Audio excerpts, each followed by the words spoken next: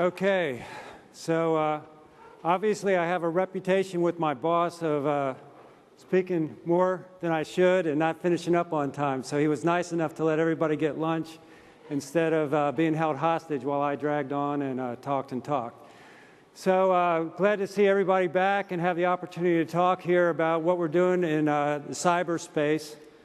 There's already been a lot of discussion about capabilities and requirements, so I think the framework and foundation was set over the last couple days, and what I'm going to try to do is talk to you about sort of the strategic picture first of how we're trying to pull together capabilities and deliver what has been discussed over the last capabilities in terms of operational requirements.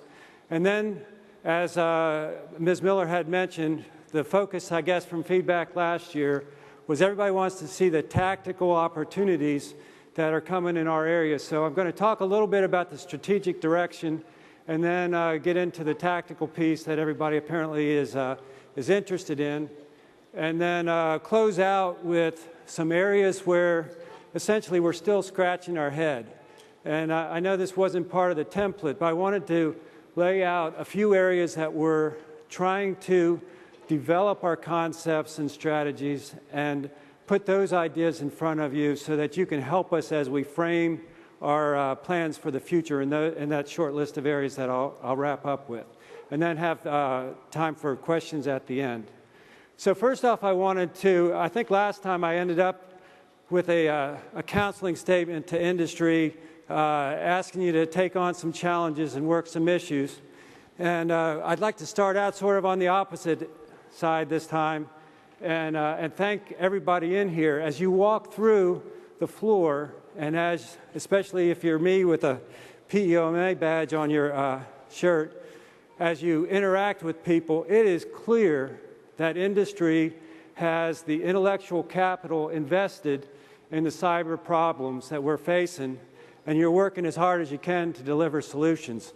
And I thank you for that. I think the opportunity is there with the capabilities you've put together for us to just bring them in, apply them to the problems, and we will move forward very quickly against some of the requirements and opportunities.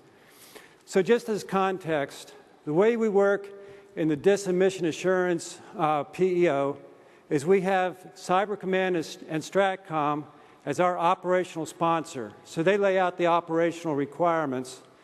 Richard Hale, as the Chief Information Assurance Executive for DISA, gives us the strategic vision, and then we, interacting with you, work through the acquisition process to deliver capabilities. So that's just sort of the framework we operate in. Actually, I'm supposed to be clicking this button all by myself.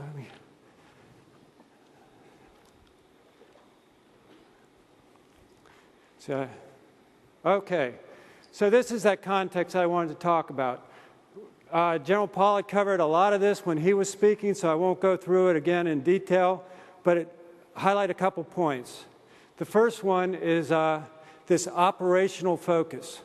When we first met with our new vice director, I think I still have the bruise on my chest on that particular issue, where he made it very clear in pointed terms that we have got to focus on the operational capability and the effects we're trying to achieve. We are not out to acquire products, throw them over the fence, and walk away hoping that somebody achieves the operational effect. So one of the challenges he's given us is making sure we focus on the operational capability, fully integrating what we deliver into the operational framework, training the operators to do their mission, not just training them on a product, but training them on a mission, and then doing the full crew certification to make sure that we are guaranteed to achieve the effects we were set out to achieve. Some of the other bullets, General Pollack mentioned how we're moving from manual to machine. That's definitely a focus area that I've hit on previous years, and we continue to work that. We've hit some cultural barriers as we try to do that change, and people are still very comfortable in the manual processes. It's time to let it go. We're delivering the capabilities today that leverage the machine-to-machine data, and I'm going to talk some more about what we have on the drawing board, but that is absolutely essential to get the effects we're trying to achieve, the efficiencies, and get in front of the cyber threat. The last bullet I wanted to talk about here is this competitive acquisition process. So, as Ms. Miller mentioned, everything we try to do it as a competitive process. We've got ourselves into some sole source efforts in the past.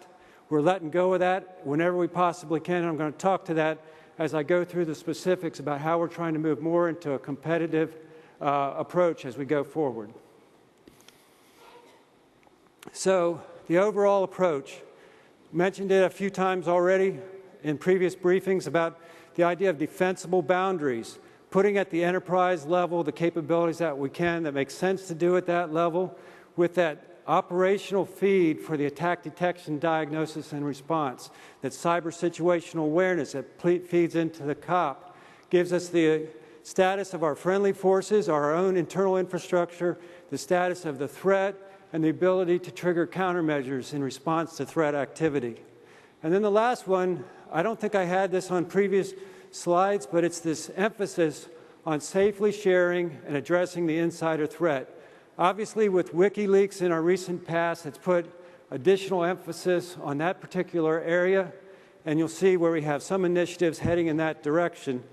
I'm not going to talk to it from an acquisition standpoint, but I did want to highlight one of the top priorities that we're working on. It's not us doing an acquisition, because we've already done that part, but it's something that impacts you as you deliver capabilities to anybody in DoD, and that's the SIPRNet token.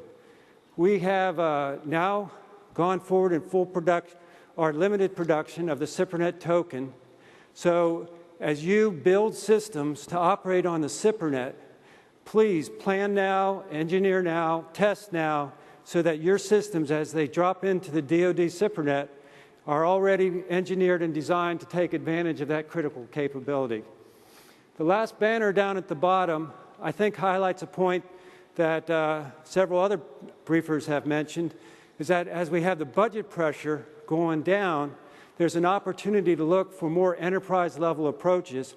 And I think in our space, in the cyberspace, we have some opportunities there to improve our security, but save money at the same time.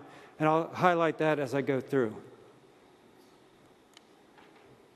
Okay, this is my notional security architecture. And on this slide, I've combined some concepts that we are discussing for the future, but also overlaid current initiatives that I'll talk to on following slides in terms of our specific acquisition plans.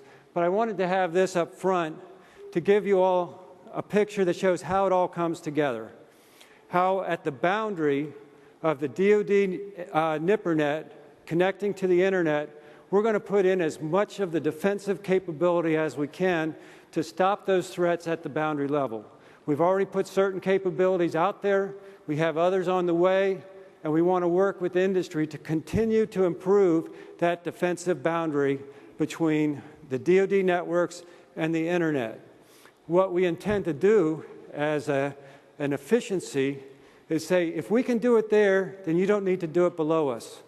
And we'll get economies by having a robust enterprise capability instead of having pockets scattered around the network. And then we'll be setting up regional security zones with the user protections developed, engineered, and implemented to support the user space. I got some specifics on the chart talking about that. And then the same thing on the server zone and how that works. And then a key component of this is the joint NetOps piece, how we operate and defend the network with shared situational awareness across the entire community. So that's sort of my strategic level introduction to try to show everybody what we're doing, why we're doing it, and how it comes together. Not sure why there we go. So now to get more into the tactical specifics of what contract actions we have in queue. I'll get through these pretty quickly. I'm not going to read the slides to you. You can read as good as I can, and we'll have questions at the end. But I wanted to talk to a few key points. Secure configuration management is a major effort that we're doing to leverage that machine-to-machine data. And we're going to do this like we did EMAS a couple years ago. We'll put it out as an RFI, And what we are going to look for is opportunities where we can do commercial development like we have in the past, but also where we could integrate COTS products with custom development and integration around it. So we're going to allow, once again, for both approaches, industry coming to us with what you think is the best way to approach it, and then we'll be able to evaluate and select based on what you all put together. When we did this with EMAS, we got some tremendous input from industry on both sides. What we found is it was very difficult based on the way we structured the contract, the RFP, to do a apples-to-apples fair comparison. So we got some lessons learned from that. We'll apply those lessons. We'll go at it again. But I think that's definitely the way we want to go, to give you the opportunity to come into us with your best ideas of how you want to approach that problem. DivNet development. The Deputy Secretary talked about this a little bit in his pitch, and what we're trying to do to help protect and share information with the defense industrial base. We have a development effort underway today, and we'll be contracting for the follow-on continued support of that. This actually is mistitled. This is a NetOps engineering and integration contract that we will be going forward with to try to bring engineers on board to help us integrate the commercial capabilities across the whole NetOps spectrum. This is, the next two fall into this overall identity and access management space. We're trying to do that safe sharing concept by, in this contract, getting the engineers on board to help us integrate identity and access management capabilities into the infrastructure. And then on the next contract, this is where we will actually be going out for commercial solutions that those engineers will be working with to deliver that type of capability. This is one I'm really excited about. In the past, we have gone after cross-domain solutions by finding a solution, identifying a solution, and then going sole source after that particular product. The cross-domain space was pretty limited, and to be frank, you were lucky if you had one solution that met your needs. That's changed, and you all have come forth with a number of alternatives. Last year when we were going through this, several of you stopped me and said, we have something we think you can use, but we don't have the opportunity to get it in front of you. So what we're doing with cross-domains, you've seen the RFI out there today for this first one on enterprise email. We're doing this as a competitive acquisition. We're going to put it on the streets, let you all come in competitively, provide the capabilities. We'll evaluate them just like we have on other acquisitions that we've done in the past. The email RFI is on the street, file transfer is on my desk, and chat is in the office being developed right now. So all three of those will be out in front of you here in the very near future. So please take some time to take a look at those. Give us good feedback on the RFI so that we can shape the acquisition and make sure that we get this one right. This is pretty straightforward. We have currently antivirus products that we support for all of the Department of Defense. It's time to get the follow-on support contract, so that will be going out here shortly. This is one that I really want to stop and pause on and make sure that we put some emphasis.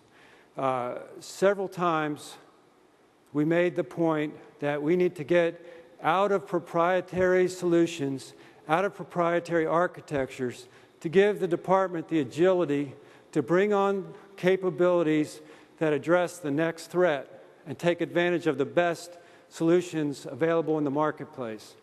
Our goal in the HBSS follow-on Phase 2 effort is to get that framework so that we aren't tied to any single proprietary solution. We have an open framework, the architecture providing the global situational awareness across the entire architecture, but the ability to rapidly and in an open manner bring in whatever capability we need, leveraging that architecture to support our operational requirements. When I've talked about this in the past, I I think I approached the problem the wrong way. I talked about it in terms of trying to get us in a position where we could get the best buy, the competitive aspect of it. And that's important, and I'm not going to get off of that piece either, but on the more important issue is the threat and the importance of us being able to rapidly insert technology to respond to the next problem. So whether you think that it's a competition, advocacy, or not, it is absolutely essential that we get to an open architecture, get off of the proprietary techniques, and go to an open architecture that allows us that agility. That is our cornerstone effort. It's probably going to take us 4 or 5 years to get it completely executed, but this is one we really want to partner with industry as we move forward. This is, again, a fairly straightforward project where we're improving our denial of service defenses at the outer boundary. That RFI is going to be released here in the next few days as a competitive acquisition. My aim must be terrible. There we go. So now transitioning to, those are the tactical initiatives that are on the, either on the streets today or RFIs are on their way out to you for your review and input. This is a list of things that we don't have that far along in the process, some things that we know we need to work on and we're going to be pursuing, but we need to get you all starting to think about them so you can help us frame our approach and help us shape how we move forward. The first one is this Defense Enterprise Security Architecture. That's that notional security architecture that I had at the very beginning in that sort of cloud slide. And what we're trying to do there is get a joint approach to improve the defensive architectures across the department. There's a lot of work that needs to be done to flesh this out, but I think it's got a huge opportunity to improve efficiencies and also improve our security. One of the gap areas that we have identified is that too much of our defenses are based on signatures, attack signatures. So we're in the reactive mode. So what we want to do here is look at some of the emerging capabilities to do non-signature-based attack detection and prevention. The next one is bootable media, and I really have mislabeled that one. I realized that as I was listening to the discussion earlier this morning, that is sort of describing the solution as opposed to describing the problem. What we're looking for is a way to securely connect to what we must assume to be a compromised computer. So how do we take somebody's home computer and allow them to connect to us in a trusted way and operate inside of the DoD networks from a computer that we don't necessarily configure ourselves or trust? So we have labeled it bootable media as one potential approach, but there are other ways to skin that. And we really want to look at that broader requirement set and not necessarily focus strictly on bootable media as the only way to do it. The overall space of mobile device security is one where we're going to invest a little bit of money to do some pilot work here in the near future to try to get after the best approaches there. I think Richard Hale this morning talked about advanced attack analysis. As you can see in the things I've talked about so far, we've got a lot of infrastructure out there that's willing to share information with us and tell us what's going on the network, more information than we can actually consume and analyze. So what we're looking for here are capabilities that will take that huge volume of data, help us with the analysis to point us in the right direction to get after the threats that we're concerned about, from an insider threat to the more traditional attacks to the more sophisticated nation-state efforts. But the whole spectrum, leveraging that volume of data that we have available to help the analysts get to the most important issues. And then last but definitely not least is the broad category of insider threat. I mentioned at the beginning the SIPRNet token. In my mind, SIPRNet token is the most fundamental and most critical component of insider threat. If you have anonymous activity going across the SIPRNet, how do you do that behavior analysis? How do you look for anomalies? How do you get after safe sharing? So we've got to get that foundation in place. We're working that hard right now.